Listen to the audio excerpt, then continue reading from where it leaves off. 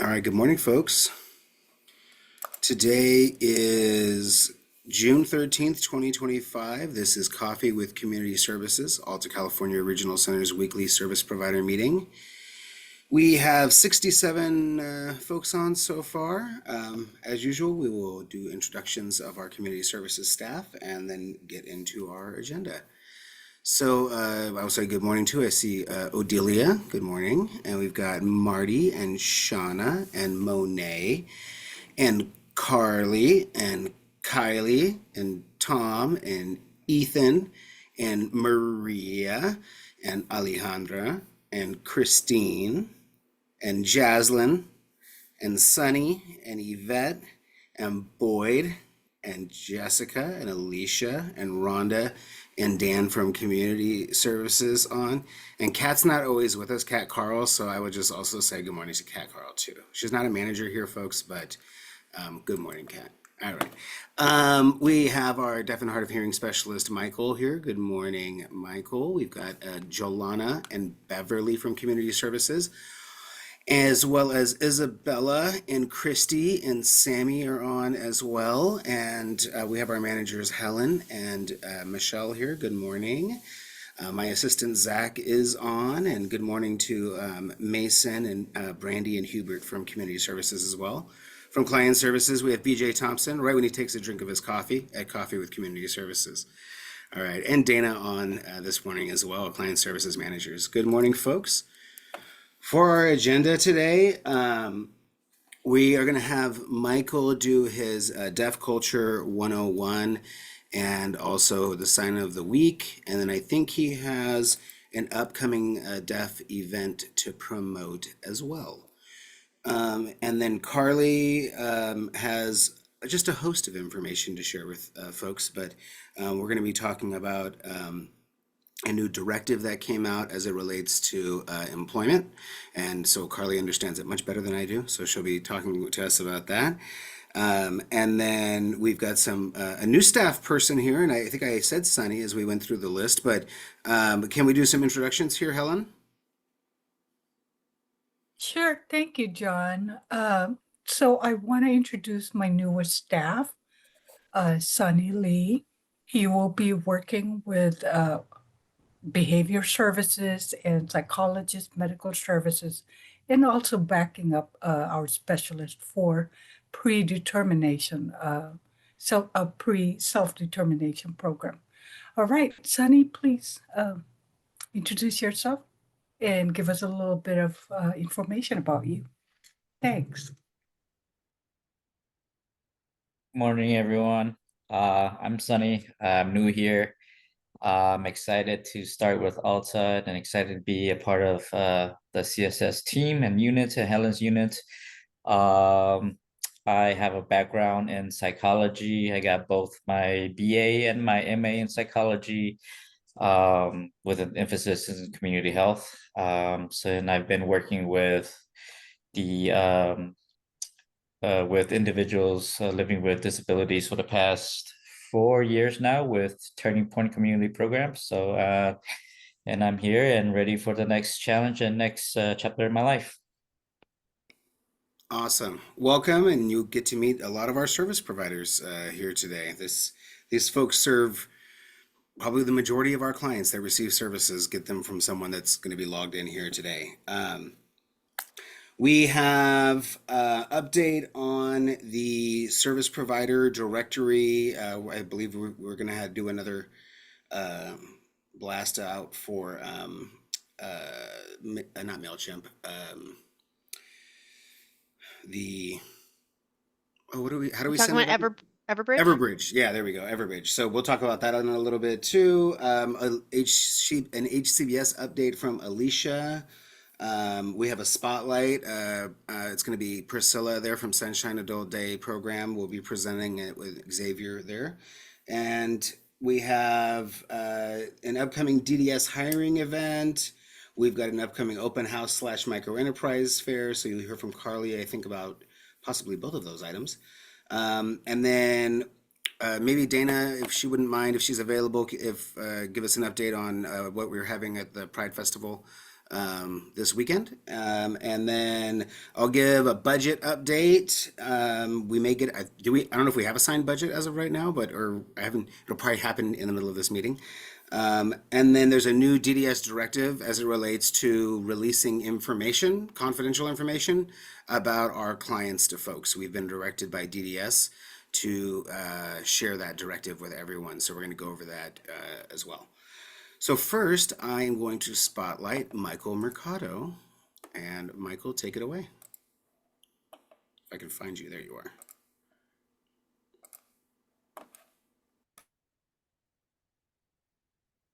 Hello, good morning. I want to make sure I adjust my screen so I can see everybody. Okay, perfect. All right, our sign of the week. So our goal is to focus on different topics. We'll talk about medicine today, but just different topics that will really relate to your clients, either their health or any medical situations. So we've got 3 words this week. We have medicine, to take a pill, and inhaler. All right, ready? So our first one, your dominant hand, you're going to take your middle finger, non-dominant hand, palm up, like this. So back in the day, there would be a bowl with herbs, and you would take the different herbs and put it in, and then have to crush it. So that's where that sign came from for medicine. And then the next one in English, it's take a pill. In sign language, you have to do the noun first, which is medicine or pill, medicine. You pick it up and then you put it in your mouth. So this will be take a pill. So medicine, and then you take the pill and you put it in your mouth. Our third sign is inhaler. So very visual sign. So it's like you're actually using an inhaler. So you have those 2 fingers up, the thumb close to your mouth, and then you use the inhaler. All right, we'll do them again. So medicine, take a pill, and inhaler.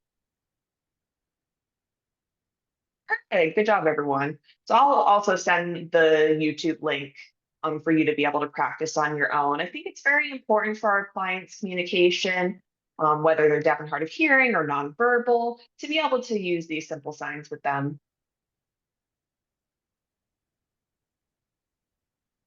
Right, all right, now for our Deaf Culture 101. Today, we're going to talk about the National Association of the Deaf. So that is abbreviated as NAD. So what is NAD? So this is the National Association of the Deaf. It's a civil rights group that has been protecting deaf and hard of hearing people's rights since 1880. So this was an organization established a very long time ago. It is a national group. So this covers all of the United States. Each state does have their own deaf association. For example, California, we have CAD, the California Association for the Deaf. So if something was to happen legally or something, an infringement of rights, typically what you would do is contact the CAD first. If that is unsuccessful, then you would reach out to the NAD for support. So NAD does have more legal power and more resources to be able to step in compared to the state. So the purpose of NAD is really to help deaf and hard of hearing people when their rights are ignored or if they need access and are denied. So it can provide support and information and tools. So I'll give you 3 real life examples of some things that NAD does. So our first example is if there's any business that refuses or lacks providing an interpreter, which does happen very often. This might be a hospital, a larger business that refuses to provide an interpreter. So NAD will this is a person that needs to go to the doctor's office or a job interview or a meeting and they refuse to provide an interpreter, NAD actually has template letters that deaf individuals can use that explain the ADA law, that oftentimes deaf individuals don't know how to discuss this with a business. So this template really allows them to provide this to the office and ask for communication access, and they can provide this to the office. They don't have to contact a lawyer and have that expense. And so this is something that can be received through the NAD. Our second example is support in legal or any emergency situations.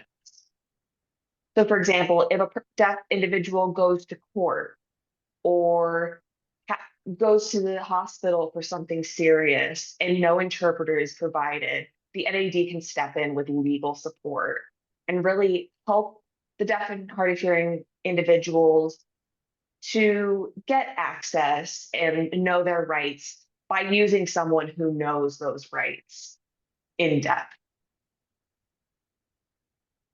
Our third example is national access and awareness. So the NAD actually also works with the White House. Their goal is to, oh, sorry, let me back up a little bit. So NAD works with access across the country. So they help make sure movie theaters offer captions, that schools provide interpreters for students, making sure that Zoom and different platforms will set up captioning or video relay interpreters. Also for national emergencies, making sure the White House has interpreters ready for those declarations and those emergency announcements in real time so that our deaf and hard of hearing population can know what's happening, because a lot do struggle with reading English closed captions. So bringing in that interpreter sets a good standard. The NAD is here to protect, support, and guide deaf and hard of hearing people when they may not know exactly what to do. NAD is there. Whether it's a problem with a business or a fight for national access, NAD is there to help. They're ready to take action, and they help so many different individuals.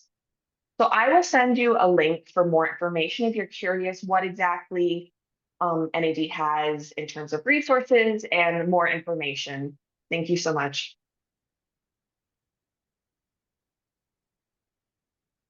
Awesome. Thank you very much, Michael. All right. I am going to share my screen real quickly because I could not share this information last week, but since it's been to our board of directors and it was at our provider advisory committee, I might as well share it here with you as well. So, Michelle Duchesne, would you mind narrating this document we have here? Yeah, of course, John. Thank you. So what you're seeing is what DDS put out One regarding our. moment. Sorry to interrupt. This is Michael. I'm trying to find my interpreter. Okay, now I can see her. Thank you so much. Yeah, of course. So this is a visual that DDS put out regarding service acknowledgement forms and the completion by regional centers. So you'll see us on the far left there.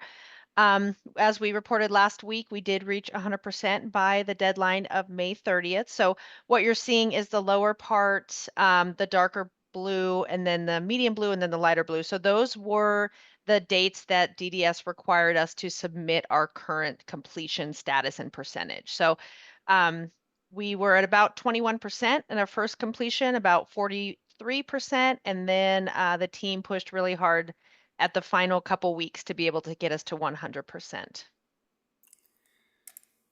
Awesome. Thank you. And again, I just really want to give kudos to Michelle, who did a lot of organizing of the assignments and making sure that we got in contact with everyone.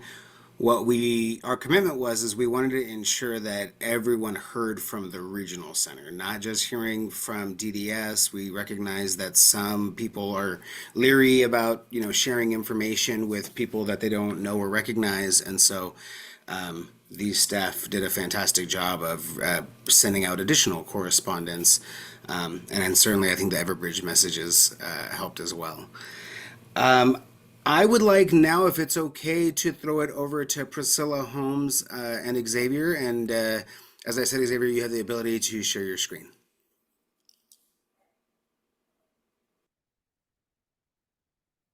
Good morning, everyone. My name is Priscilla Holmes, and I'm one of the owners of Sunshine Adult Day Program. And we are very, very excited to offer a retail-based community day program that teaches clients how to do price comparisons, how to ring up items on the cash register, how to receive items, and actually dress the mannequins, able to go out into the community and become salespersons or perhaps become an entrepreneur. We want to remind our clients that the disability that you think is a disability is actually a stepping stone into your potential. And our motto is we want to see you shine. Sorry. We are promoting entrepreneurship for those that may want to open up a t-shirt business, that may make jewelry, something innovative where they are able to earn extra income. I was able to participate with the PIP program where I received several of Alta Regional's clients through there, and they were able to come and work in my clothing store. And I saw the clients go from not knowing anything at all to being able to go and count the cash drawer, ring up items, take the tags off or remove that. So we prepared a short video to show you the program. We are located at 2251 Florin Road, and we are in Suite 158 in South Sacramento. And it's a beautiful facility where there is an area for classroom where we teach them budget, teach them how to interview, how to prepare for that, resume writing. And then at the end of their training, we are going to offer job placement or help them, assist them with job placement so that they can get out and they can just be free, be independent as much as possible. I'm passionate about the disabled community because I was raised in a home with a sister that had cerebral palsy. So we were introduced to the Special Olympics at a young age, and we got to see people that may not look like us or act like us. And by that, it helped us all to develop this empathy. And my mom was a strong advocate for being independent. So she didn't allow my sister to be lost in the system. So she was able to graduate high school, go to college, get her bachelor's degree, and actually drive. And that was scary, but she did it. And it's not scary anymore. So I want my assistant, Xavier Baltiera, to show the video so that I could give you a visual of what we will be offering. While he gets that ready, I want to also let everyone know I am a retired nurse. I've been a nurse for 40 years, and we would like to incorporate quarterly health screenings for the community and have our clients assist with that so that they could maybe come out of their shell and be able to assist with those things that we will offer the community. So that's just something from my nursing perspective that I would like to be able to offer in the future. We are we serving Yuba County for entrepreneurs? We will serve wherever the need is. Absolutely. Okay, Xavier.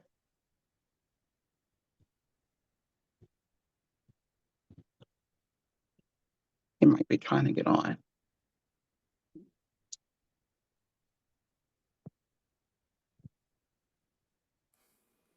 We had him a little bit earlier.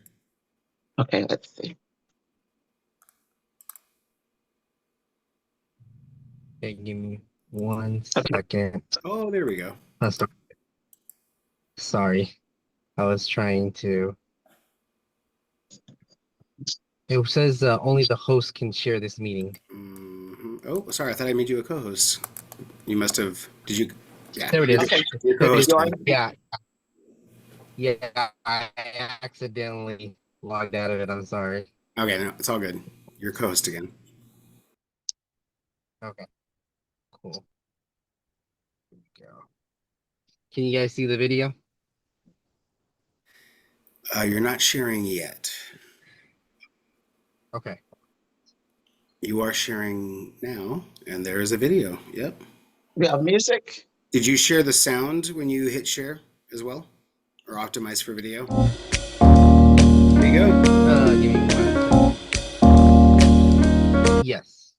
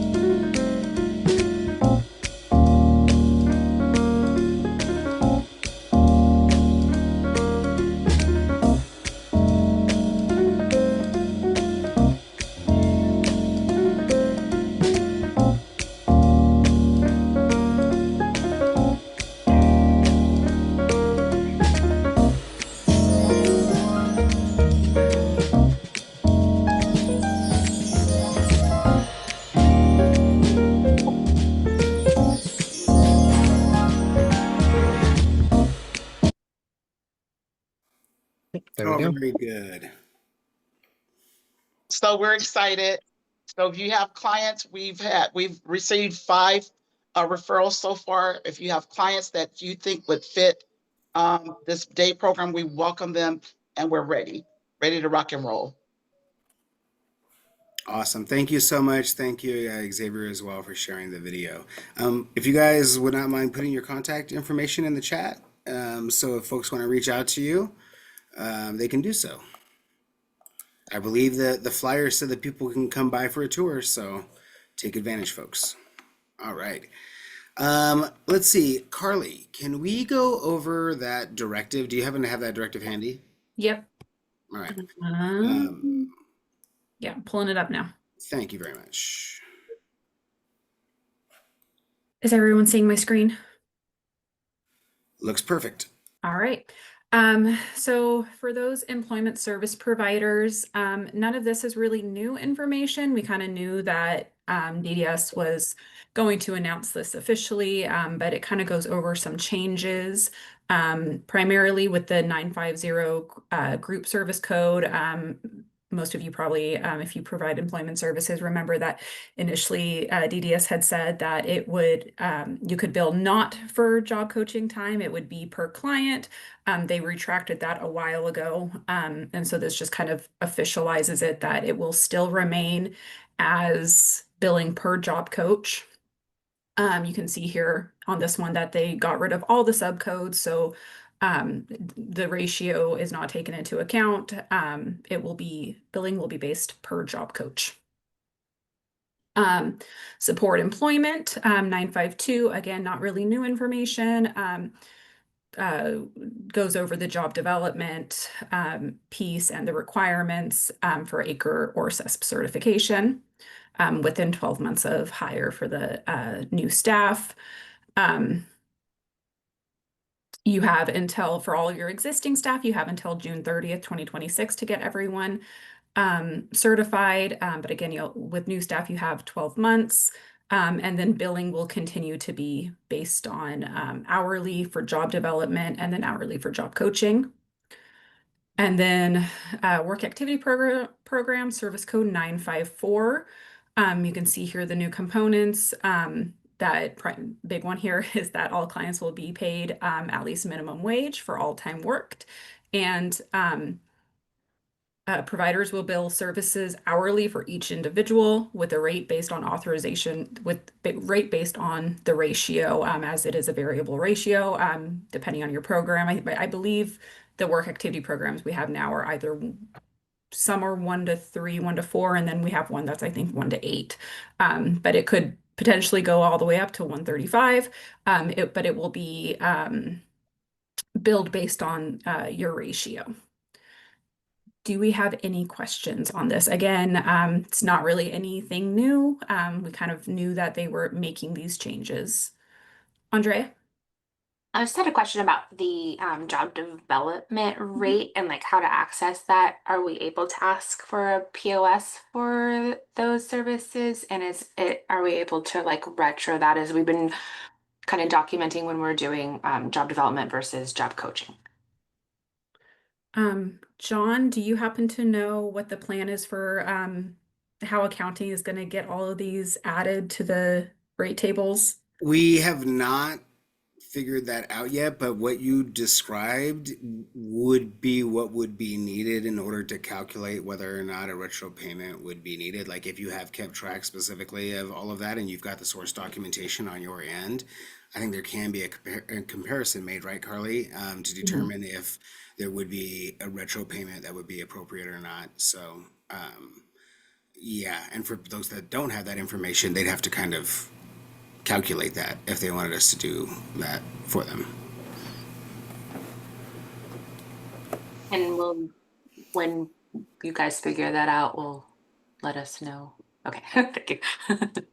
Yep, I think we're really trying to get through the rest of this month. We've got rollover kind of going on with accounting right now too, which also kind of complicates when we're looking at moving things around a little bit. But keep your records, please. Like, we know that there's the ongoing activities for rate reform are just going to kind of keep going on for, the next year. Like we hit a milestone because we got 1,664, something like that, or 66 service acknowledgement forms back, which is amazing that is done. But there's still just a lot of things that we still need to get figured out and retro payments that need to happen. I will say, we will keep you guys updated in this meeting about that specifically. And Carly, maybe we can, when Robin comes back from vacation, or Michelle, maybe we can just kind of think about adding that to our list of dates that we want to try to get figured out and set for ourselves and see if it changes or not. Thinking about transportation providers, I did want to add as it relates to rate reform that they are reconvening the 875 group too. Any other questions for Carly though? Just real quickly, sorry, while we have this up here, any other questions for Carly in this directive? Yeah, I have one. Go ahead, please. If we are working with Department of Rehab right now as job development, but we do have coaches that work with Department of Rehab, but then do switch over to Alta services when appropriate. If we choose to do job development with Alta, I would assume that you cannot combine that.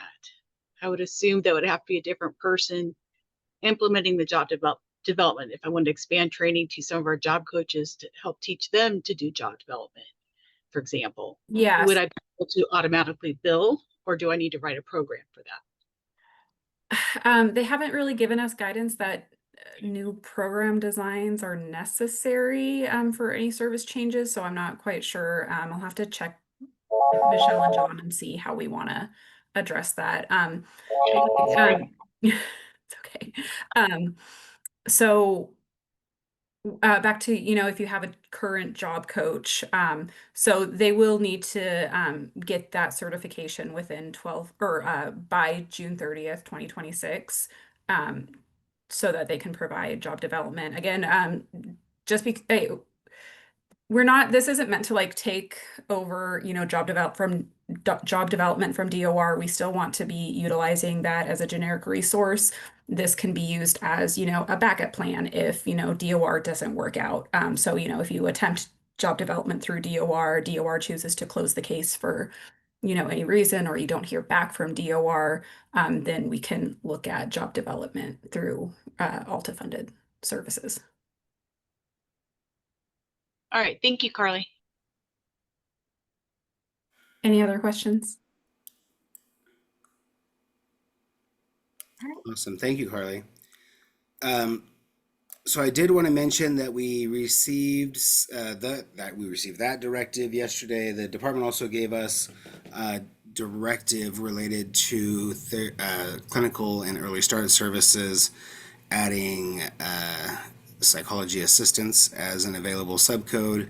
Additionally, they changed in the description of the services from the word dentist to the word dental for their kind of higher clinical rates. So DDS, again, is still continuing to put out a lot of different guidance as it relates to all of this. In the meantime, as I say, we're kind of doing our best and making sure that we are doing all the retro payments that are needed. For some of you service providers, again, we don't have a ton of early start providers that kind of come over to this meeting, but we know the department is also looking at your rates as well and seeing if there's anything that they can do to possibly increase the rates to cover some additional costs. And as I was saying a little bit earlier, the department has also scheduled a follow-up meeting to discuss the transportation rates for 875 service providers. So we're very excited about that because we believe that the budget deal that I'm going to talk about in a little bit is going to include moving up the hold harmless timeframe to February, which means they need to figure things out like the transportation rates before then. They need to figure things out like if they're going to make modifications to the early start rates, then are they going to make them before that hold harmless period goes away. We've got a number of service providers that have exemptions because they had one-to-one day programming, and the department has not given us the ability to look at doing one-to-one day programming with the rates right now. And we know that they are actively looking at solutions for that, but that's another thing that needs to get resolved as well. We did receive information this week that they have begun looking at our exemption requests, but we do not know when we are going to hear back. Meanwhile, those of you that have submitted exemptions, which Michelle Duchesne, approximately how many exemption requests do you remember if we submitted to DDS? I think it's approximately 18. So for those 18 providers, we will let you know. I believe you will get a response letter from DDS that we actually get CC'd on. And so, again, when we get updates from DDS about that, we will let you know. I think there's some very good arguments that the department needs to figure out a way to develop a one-to-one rate for day services. And so hopefully they can get that figured out sooner rather than later. Any other rate reform questions before we move on to some other things? I just with service provider, well, I guess rate reform, quality incentive program. I do not have there was a question that was raised yesterday about EVV and the necessity to have ILS, SLS providers utilize EVV. I know I thought I saw my expert Jason on here, but for my staff, for SLS providers, ILS providers, are they doing EVV? Are they required? Are you guys familiar with that? The electronic visit verification?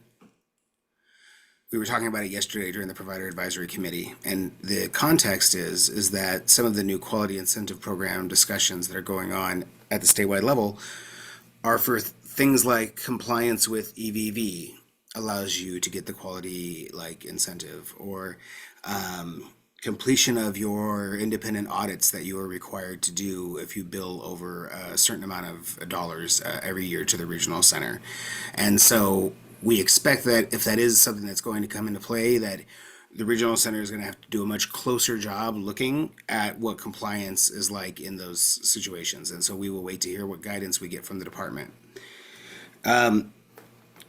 I'm going to get into the budget a little bit more towards the end of the meeting, but let's see. I'm going to throw it over to Alicia for a HCBS update. Perfect. Not too much of an update today. We are now 40% done visiting all sites and with documentation. So we visited more than 40%, but 40% are completely done and buttoned up for the year. We have met, as far as grants go, we've met with all of the grant recipients. And they are working on scope of works. We're trying to get everyone in contract by the end of the month. And hopefully DDS will announce on their website soon who those recipients are. I don't want to jump the gun on that, but they should be announcing statewide all of the recipients for the grants. Awesome. Thank you so much. I Okay, so I want to jump to, hopefully Dana's still on. Oh, perfect. Okay, cool. Dana, I'm going to share my screen first, and then we're going to get into like our events and stuff. All right. So first things first. Dana, go for it. All right, so there is a Sacramento Juneteenth Festival that is next weekend, the 21st, I believe. I do want to bring to you guys' attention, it's not on our website, but we are also participating in the YOLO Juneteenth Festival tonight, the 13th, from 5:30 to 8:30 p.m. We will be hosting a booth there. It is in West Sacramento at Bridgeway Lakes Community Park. I will include the link in our chat briefly, so I'll do that for you guys. But what I wanted to just point out is that we were able to collaborate and partner up with a vendor and commission art from one of our clients, and we were able to donate that art tonight. So I'm really excited about that. So if you see us out at the park, just give us a wave there. And then we also have our Sacramento Pride Festival that will be taking place on Saturday and Sunday. It'll be in downtown Sacramento at the Capitol Mall. And this is the first year that the Regional Center will have the opportunity of hosting a booth. So we're excited about that as well. And just remember that the march is happening on Sunday, the 15th. You were going to drop in the chat the one for tonight? Yes. All right, let's see. Let me have you do that, and then I'll share my screen with it real quick before we move on to our next topic here. I do want to encourage folks, as always, to please take a look at our events calendar. We do have a number of different things included on here. While Dana grabs that link, I'm going to just throw it to Carly real quick to share about our upcoming hiring workshop that's going on. With who? Sorry, I thought I clicked the unmute button. We are partnering with Department of Developmental Services to host a DDS hiring workshop. So DDS has expressed an interest in really increasing the amount of regional center clients that they hire, which I think is just wonderful. They want to be leaders in that section. So we will be hosting it at our new office at 4151 E-commerce Way on June 16th from 10 a.m. to 2 p.m. DDS, they're really doing all the heavy lifting for this. They have Cal Able coming to staff a table. They will be staffing tables to talk about reasonable accommodations, how to do the examination process, the statement of qualifications, to assist in reviewing resumes, completed job applications, to really just, provide whatever service it is that our clients need to support them in navigating the process of applying for a state job, since it really is, for anyone, just a very difficult process. We will also have one of our vendors, TK Momentum, there. They will have their staff acting as kind of floaters to assist clients with anything they need that day. And who else is going to be there? Department of Rehabilitation will be there as well. And so far, I think as of Wednesday, they said they had about 65 registrants, and I'm pretty sure it's closer to 100 now. So it should be a really good event, a full event. It's an open house style, so clients can come anytime between that 10 a.m. to 2 p.m. To, explore the tables that DDS will have. Awesome. Thank you very much, and I appreciate you working with our partners here for this event. I am going to see if I can share the screen with tonight's event. Here we go. There we go. All right. So again, this is the one this evening, and so we want to encourage folks to come out. Bridgeway Lakes Community Park, Southport Parkway. Oh, nice. It's right next to our multifamily housing development that we are doing down there. So right next to Lake Washington down there. Nice. All right. Well, thank you very much, folks, for the upcoming events that we have, and hopefully either at this event or the Sacramento Juneteenth or at the out at the Pride Festival. Hopefully you'll run into some familiar Alta faces. We don't have a flyer to share for the next one yet, but Carly, I will also ask you to give an update about some planning that we have for another event next month.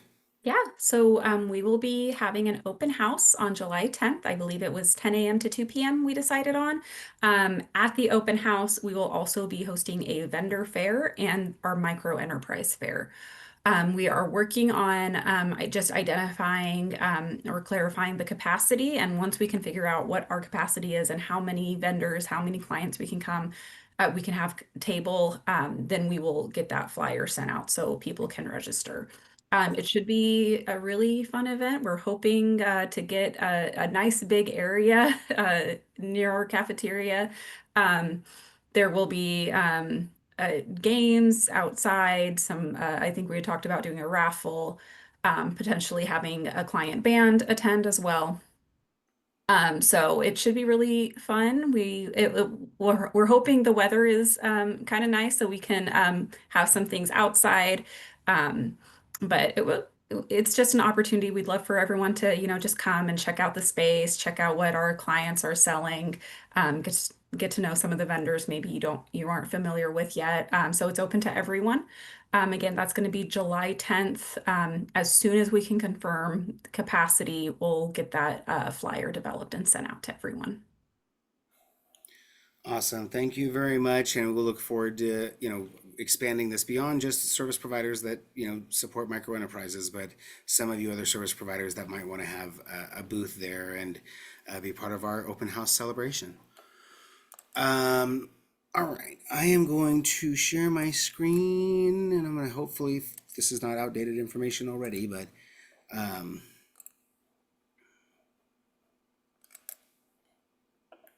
all right. So there was a rally on Tuesday down at the Capitol as well, and appreciated having the representation of the developmental disability community out there. Certainly IHSS impacts are huge as it relates to individuals with developmental disabilities throughout the state that require in-home care. The legislative budget agreement was released, and I just wanted to hit some of the highlights that are on here. With some items in the May revision being rejected, such as the governor's proposal to reduce IHSS overtime hours and the proposals to eliminate IHSS and long-term care services for individuals classified as having unsatisfactory immigration status under federal law. Other items the legislature rejected was the proposal to eliminate the Direct Service Professional Workforce Training and Development Program, aka I believe this is DSP University, for developmental services workers. And then there's a link to the full agreement. The next step in the budget process is negotiation between the governor and the legislative leadership on a final budget. It's crucial that we remind our state officials to protect the safety of net of services and supports promised by the Lanterman Act.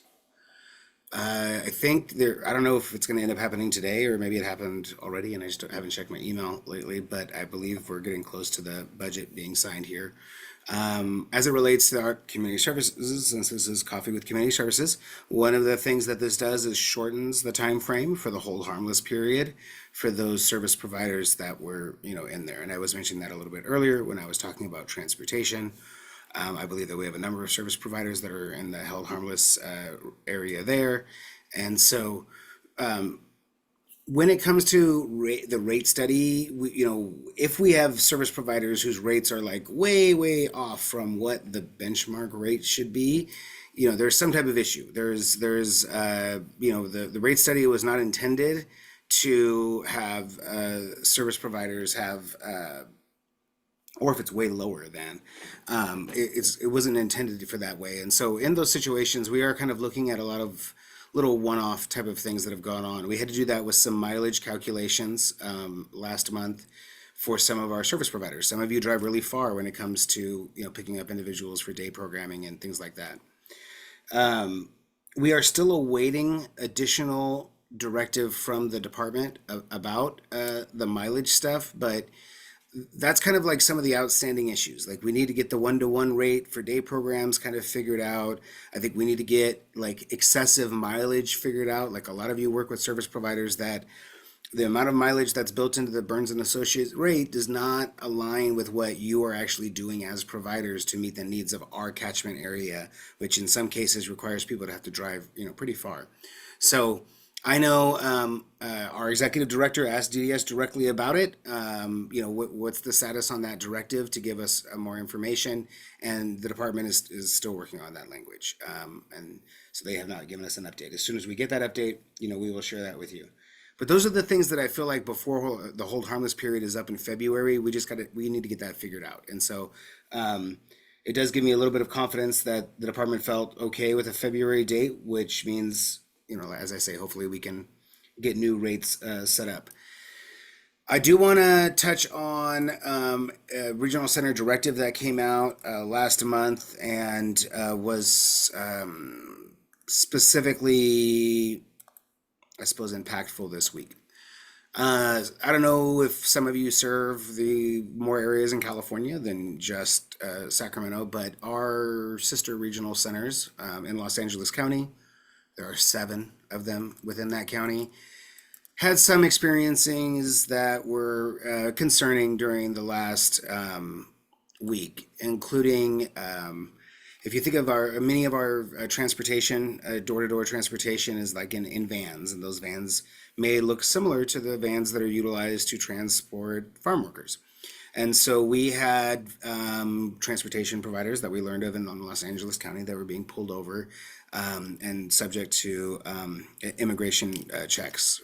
Additionally, hearing of staff at the regional centers in the Los Angeles County area is very concerning. I'm in contact every single day constantly with all the Los Angeles County regional centers, and I know that the Department of Developmental Service has reached out directly to us as different regional centers and wanted to ensure that you as service providers were aware of these directives that were put out last month. And I don't know the extent to which we really spent a lot of time going over them, but this really outlines the privacy practices that are expected when it comes to you as service providers. And it's really important that if you are, for example, you have a home or a day program and you are asked to have entry in or verification of who is there, the department just wants to ensure that you are following the privacy practices that are outlined in these directives. And so, again, many of you go in the vendorization process are made aware of the confidentiality requirements as it relates to, client information. But this is a kind of a reminder from the Department of Developmental Services about that. But also, I just wanted to share that they have created plain language versions of this as well that might be beneficial for you in working both with clients and families and staff members too, just to help them understand what their responsibilities are as it relates to releasing client private information. With that, they have, the department has, excuse me, let me make sure I get to the correct screen here. The department has created this form, the directive itself, both in English and in Spanish, and then the plain language versions are in English and in Spanish as well. We're going to be sending the directives out via our MailChimp to all of our service providers that are signed up there on our website. And then for our July newsletter, we are going to include this in 10 different languages because our newsletter is translated very broadly, and we will have that on our website. So that will go out broadly to our community. So if you need it in any other languages, it will be available next month when we put out our newsletter. I just want to, we could do a whole half an hour training on these types of things, and maybe it's a good idea that we talk about doing something like that in the future if you as service providers are interested in that. But again, just wanted to first off share with you what is going on with some of your kind of peers that really are trying to support individuals in Los Angeles County, as well as the regional centers down there.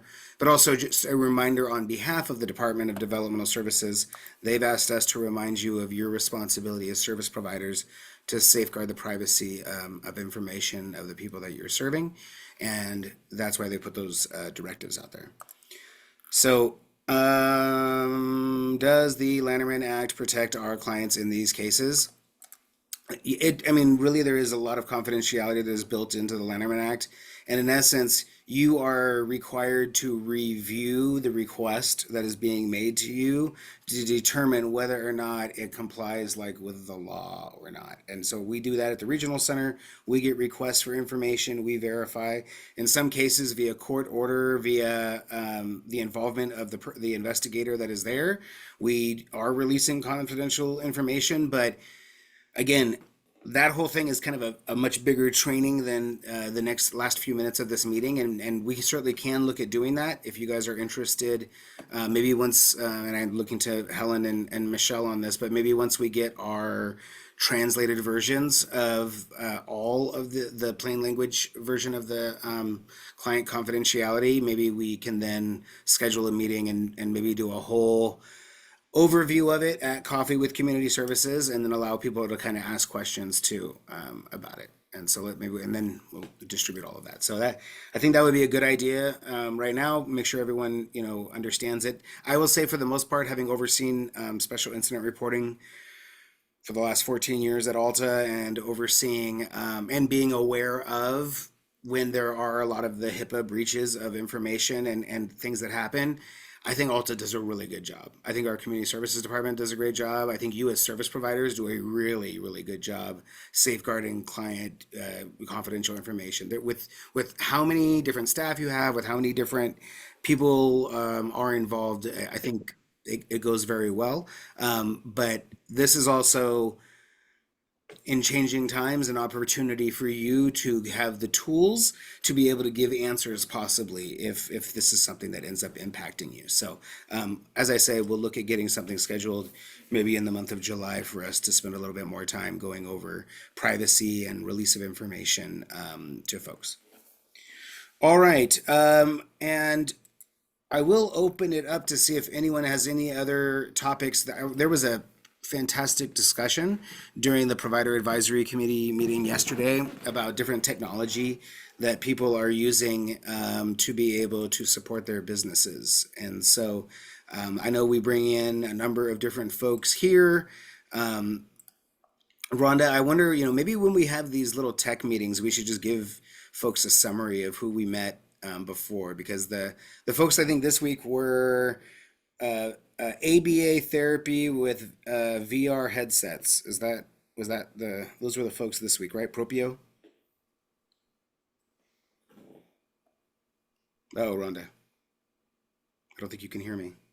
I can hear you, John. I didn't think you were talking to me because I am. didn't meet with It's you. them. Was it Florio? Florio, there we go. Florio. I was out on Monday. Florio, Sorry. yes. So So the missed Florio that. people have reached out to us because they have a new technology that they're trying to implement. They actually work with a local ABA provider in our area, but they have VR headsets that they have got 250 different kind of lessons built into the VR headsets that they, I guess, got donated by Facebook.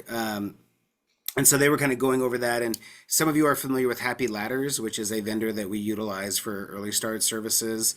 And it's kind of a trainer to peer-to-peer model where you can use your smartphone to get support in the home for individuals, with young children that require ABA support. And this one is, again, it's just another way to use technology to be able to provide services and supports in an innovative way. So again, I'm always interested in hearing about those types of companies, and so we certainly bring them here for you guys as well. We, as an update on just assistive technology stuff, I did put in for a proposal for the Supported Life Conference. So I think last week I got Jay Colvard on the hook for co-presenting with us. So we will be looking at presenting about the assistive technology pilot there, but additionally, we are working on the service code statewide for assistive technology, and we're working on the rates with DDS.